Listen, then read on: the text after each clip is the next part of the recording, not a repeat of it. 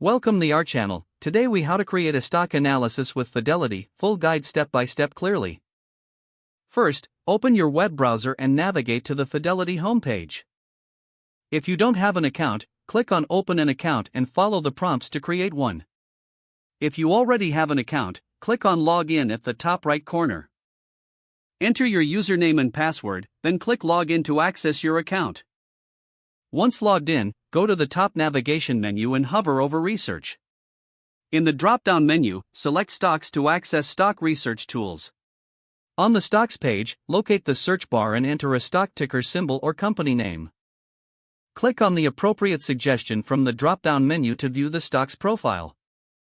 Once on the stock's profile page, review key information such as its current price, market cap, and volume. Next, navigate to the Analysis tab to view analyst ratings and opinions on the stock. Scroll down to view price targets and the consensus rating from analysts. For a deeper dive, click on the Fundamentals tab. Here, you can explore financial information like revenue, earnings per share, and profit margins. Next, check the Technical Analysis section to evaluate price trends and patterns.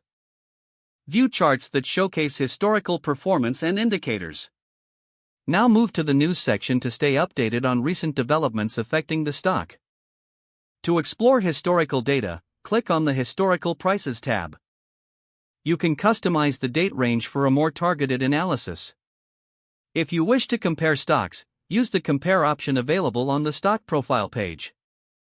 Select additional tickers to add to your comparison for a side-by-side analysis. Finally, after conducting your research, make notes on your findings. Consider writing down your investment thesis and any action steps you intend to take. You are now ready to form a well-informed opinion on your chosen stock. This concludes your step-by-step guide to creating a stock analysis with Fidelity.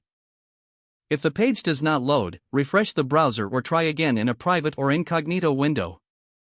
Make sure you are using the correct email address, then retype it carefully to avoid small typos.